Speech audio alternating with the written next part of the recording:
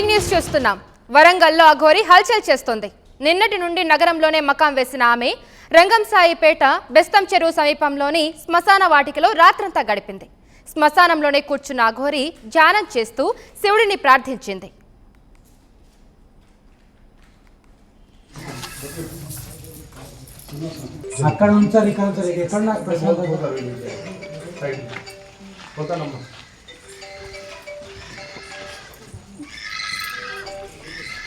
మరోవైపు మగవారితో మాట్లాడకుండా అఘోరి 5 రోజులుగా దీక్ష చేస్తుంది. కేవలం స్థానిక మహిళలతోనే మాట్లాడుతూ భస్మంతో బొట్టు పెడుతుంది. అయితే శివారాధన పద్ధతులకు భిన్నంగా వైష్ణవ ఆచారంలో అఘోరి బొట్టు పెడుతూ ఉండడం కాస్త సంచలనంగా మారింది.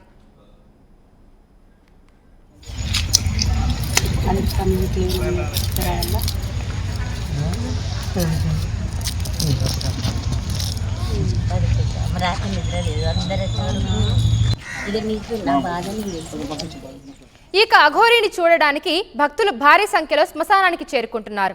అనారోగ్య సమస్యలపై అఘోరికి మొరపెట్టుకుంటున్నారు.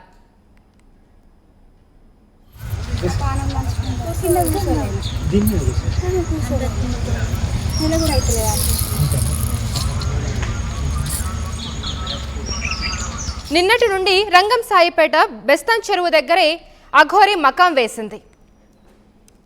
రాత్రంతా కూడా అక్కడే గడిపింది. శ్మశానంలోనే కూర్చున్న అఘోరి ధ్యానం చేస్తూ శివుడిని ప్రార్థిస్తూనే ఉంది. మరోవైపు మగవారితో మాట్లాడకుండా ఆమె 5 రోజుల దీక్ష చేస్తుంది. కేవలం స్థానిక మహిళలతోనే మాట్లాడుతూ భస్మంతో బొట్టు పెడుతుంది. అక్కడ ఎవరైనా మగవారు వస్తే తను సైగలతోనే వాటిని పక్కకు వెళ్ళమంటుంది. అయితే శివారాధన పద్ధతులకు భిన్నంగా వైష్ణవ ఆచారంలో అఘోరి బొట్టు పెడుతూ ఉండడం కాస్త సంచలనంగా మారింది.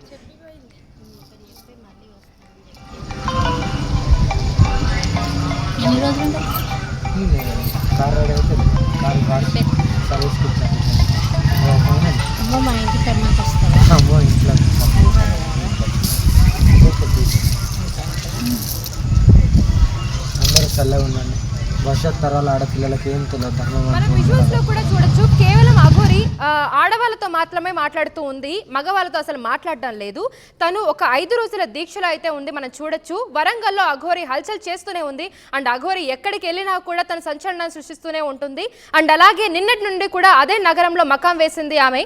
రంగంసాయిపేట బెస్తం చెరువు సమీపంలోని శ్మశాన వాటికలోనే రాత్రంతా గడిపింది అఘోరి. శ్మశానంలోనే కూర్చొని ఆవిడ ధ్యానం చేస్తూ శివుని ప్రార్థిస్తూనే ఉంది.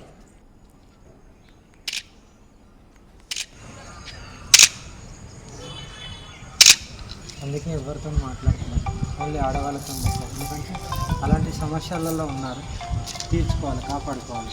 గోహత్యలు కూడా ఆపుకోవాలి, సనాతన ధర్మాన్ని కాపాడుకోవాలని ఒక బాధ్యత ఉంది. కాబట్టి ఎక్కువ బాధ్యత తీసుకున్నా కాబట్టి ఇంతమంది అడ్డుకున్నా నా మీద దాడులు జరిగినా నేను ఎక్కడ తగ్గాను. మీ అందరినీ కాపాడుకోవాలి. దీని మీద మరింత సమాచారం మా ప్రతినిధి వెంకటరత్నం అందిస్తారు.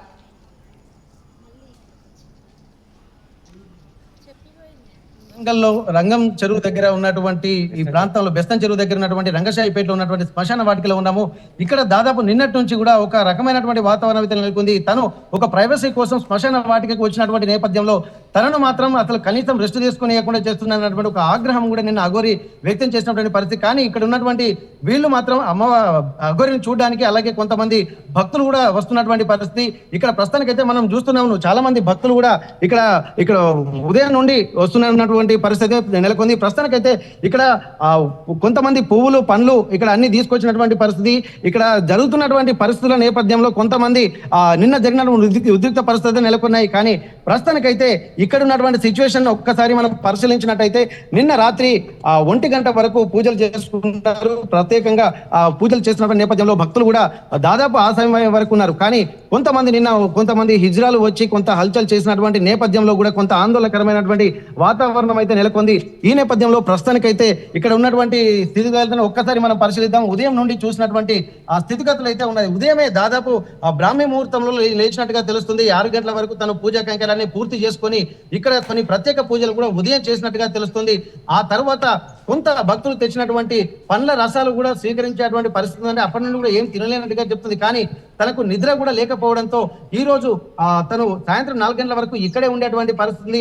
ఇక్కడ ఈ 4 గంటల తర్వాత తను గుజరాత్ కు వెళ్తారన్నటువంటి ఒక సమాచారం అయితే తెలుస్తుంది. కానీ తను డ్రైవింగ్ చేసే ఓపిక కూడా లేకుండా పోయింది. ఎందుకంటే రాత్రి నుండి కూడా భక్తులు కూడా వస్తున్నారు, కొంతమంది సెల్ఫీలు తీసుకుంటున్నారు, కొంతమంది అనుచిత వ్యాఖ్యలు చేయడం వల్ల కూడా ఆగ్రహానికి గురైనటువంటి వ్యక్తి వారిపై దాడి చేయడానికి కూడా ప్రయత్నం చేసినటువంటి నేపథ్యంలో కొంతమంది భయాందోళనకు గురి అక్కడి నుంచి వెళ్ళినటువంటి పరిస్థితి. కానీ భక్తులు మాత్రం ఆమె ఆ స్పర్శ తగిలితే చాలు, ఆమెను పూజిస్తే చాలు అని చెప్పి ఆమె పాత స్పర్శ తెలుసుకోవాలి, ఆమెను బొట్టు పెట్టుకోవాలి అన్నటువంటి ఆలోచనతో కూడా భక్తులు కూడా చేస్తున్నటువంటి పరిస్థితి.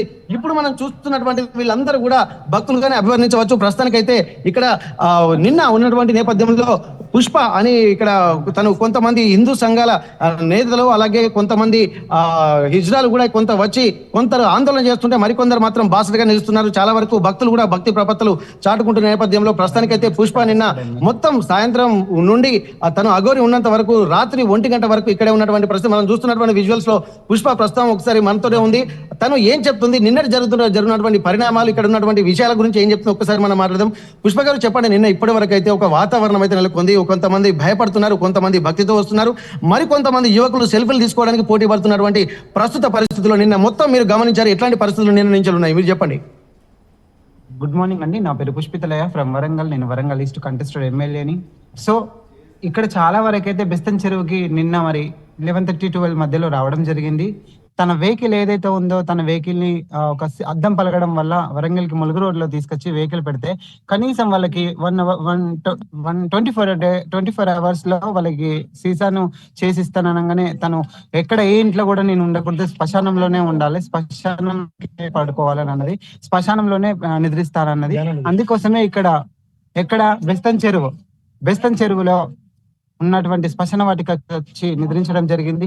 ఇక్కడ ఉన్న ప్రజలు కూడా చాలా వరకు మహిళలకైతే చేతులెత్తి దండం పెట్టాలి. చాలా మంది మహిళలు కూడా వాటర్ తీసుకొచ్చి ఇవ్వడం, ఇక్కడ అన్నం పెట్టడాలు, పండ్లు పౌలు అంటే ఆమెను ఒక దేవతగానే భావిస్తున్నారు. మీరు నిన్న చూశారు కొంతమంది ఇప్పుడు లైలా అండ్ టీం వచ్చి కొంతమంది మాకు ఇబ్బంది జరుగుతుంది అన్నటువంటి ఆలోచనలు కూడా వాళ్ళు చేశారు. అట్లాంటప్పుడు ఆ ఇబ్బందులు వాళ్ళకు ఉన్నటువంటి ఇబ్బందులు ఏంటి, అసలు వాళ్ళు ఎందుకు వచ్చారు, అఘోరి మాత అసలు దీక్షలో ఉన్నాను, ఎవరితోటి మాట్లాడను, కేవలం మహిళలతో మాత్రమే మాట్లాడతాను, అందులో కూడా కేవలం ఆశీర్వదించడానికే నేను వాళ్ళతో మాట్లాడుతున్నా తప్ప వేరే, ఎందుకంటే గురువు గారి ఆజ్ఞ అలాగే మిగిలినటువంటి తన అమ్మవారి ఆజ్ఞ అనుజ్ఞ వచ్చేంత వరకు నేను మాట్లాడనని చెప్పి అలాగే ఉన్నారు నిన్నటి నుండి.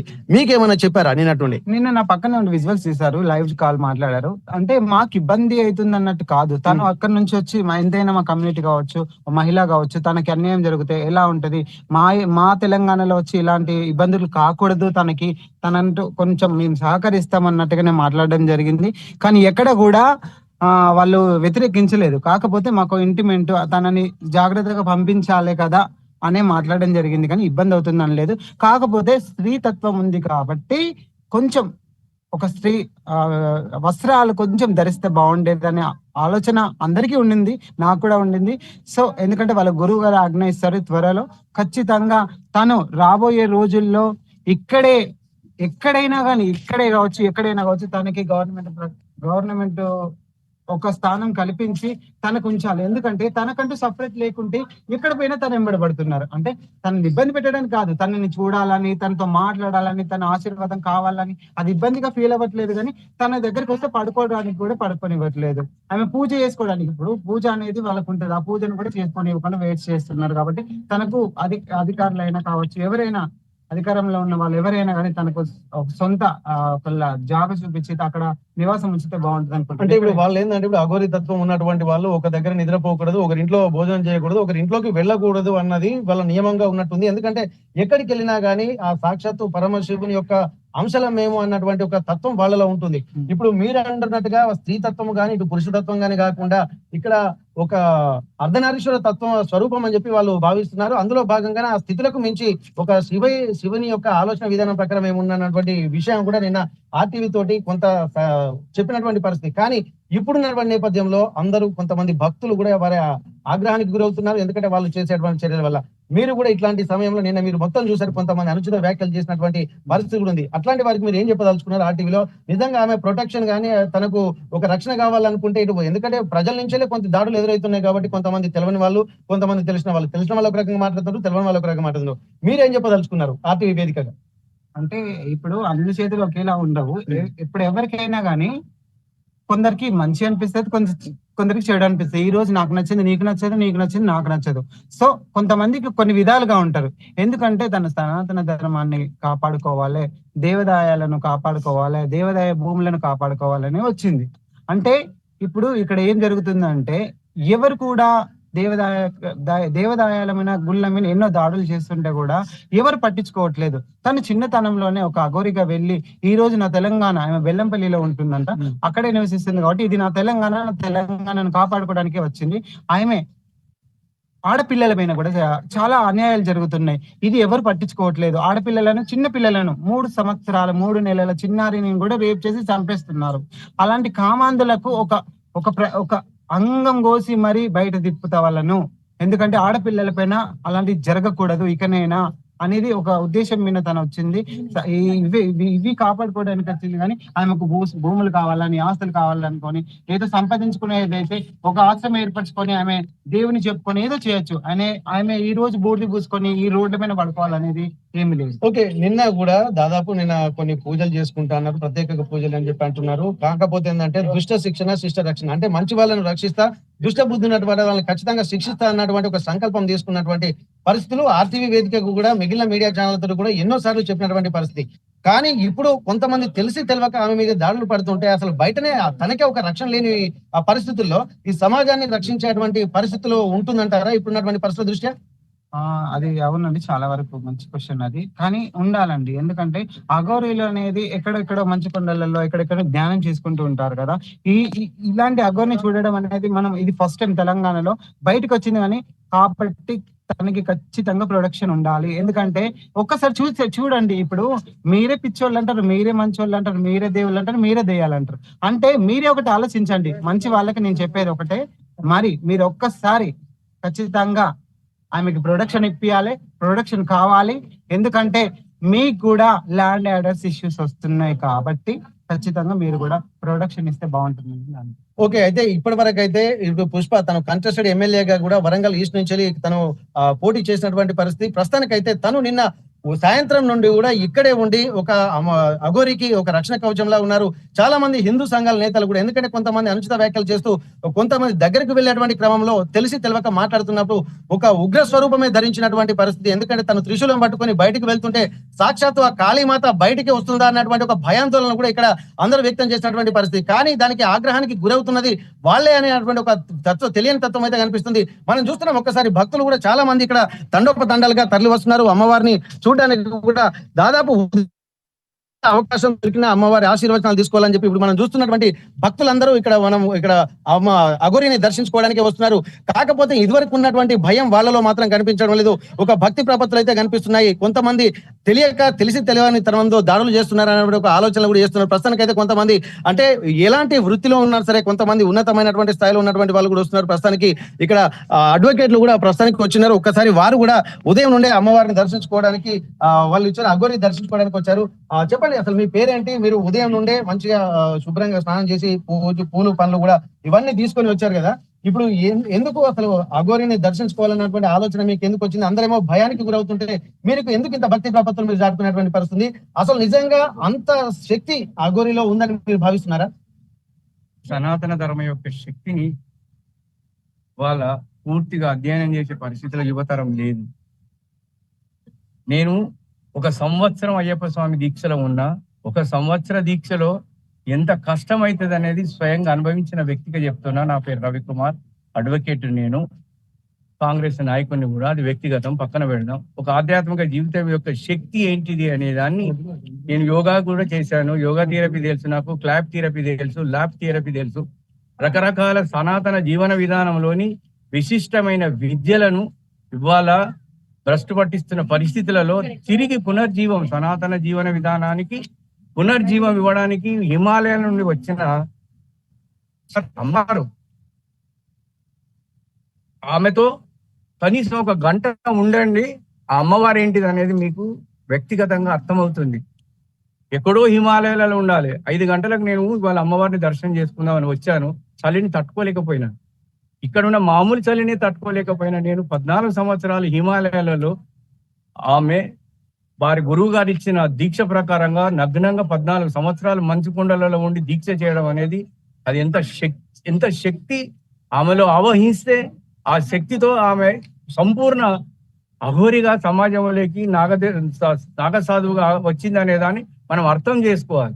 పిచ్చి పిచ్చిగా మాట్లాడడం అనేది చాలా మందికి వస్తుంది కాదు. ఒకసారి ఆ దేవత మనల్ని స్పర్శించే అనుభవం మనకు అనుభవంగా అనుభవించినప్పుడు మాత్రమే తెలుస్తుంది. మనకు కొత్త మన సమాజంలో చాలా రకాల మతాలు ఉన్నాయి, కానీ అవన్నిటితోని కాదు మనకు వ్యతిరేకించాలనేది కాదు. సర్వే జన సుఖినో భవంతు, లోకా సమస్త సుఖినో భవంతు. సర్వ ప్రాణులను కూడా సమానంగా గౌరవించాలనే సంస్కారాన్ని సమాజానికి అందించాలని వచ్చిన అఘోరి అమ్మను అందరూ కూడా మనస్ఫూర్తిగా మొక్కుకొని ఆమె ఆశీర్వాదాన్ని తీసుకోవాలని ఇప్పుడు కోరుకుంటున్నాను. వారు చెప్తున్నారు, ఎందుకంటే మేము సనాతన ధర్మాన్ని ఉద్ధరించాలనుకుంటున్నాము, అలాగే ఇక్కడ ఆడపిల్లలు ఎవరైతే దాడులకు గురవుతున్నారో వాళ్ళని ఎట్టి పరిస్థితుల్లో ఉపేక్షించేది లేదు. ఎందుకంటే ఎత్ర నార్యంతు పూజ్యంతే రమంతే తత్ర దేవత అంటారు. ఎక్కడైతే ఆడవాళ్ళు పూజింపబడతారో అక్కడే దేవతలు సంచరిస్తారని చెప్పి చాలా మంది వేదాలు పురాణాలు వల్లిస్తున్నటువంటి నేపథ్యంలో అట్లాంటి ఒక శక్తి స్వరూపాన్ని అఘాయిత్యం చేయడాన్ని కూడా చాలా దారుణంగా పరిస్థితున్నారు. ఎందుకంటే ఒక అఘోరి స్వరూపం ధరించిన తర్వాత దుష్ట శిక్షణ శిష్ట రక్షణ చేయడమే నా సంకల్పంగా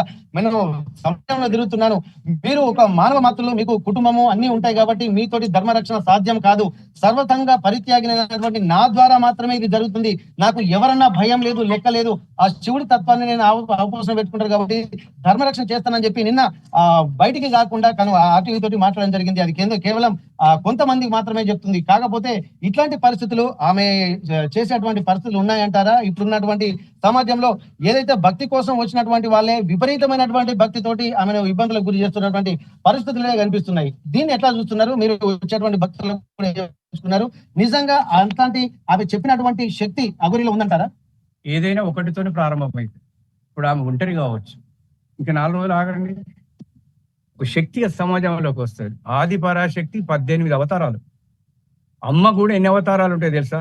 భర్తకు భార్యగా కనబడుతుంది, కొడుకు తల్లిగా కనబడుతుంది, తమ్మునికి అక్కగా కనబడుతుంది. 18 అవతారాలు. ఈ ఆది పరాశక్తి అవతారాల్లో అవపోసన బట్టి సమాజంలోకి రావడం అనేది అది మనం చేసుకున్న అదృష్టం అనుకోవాలి.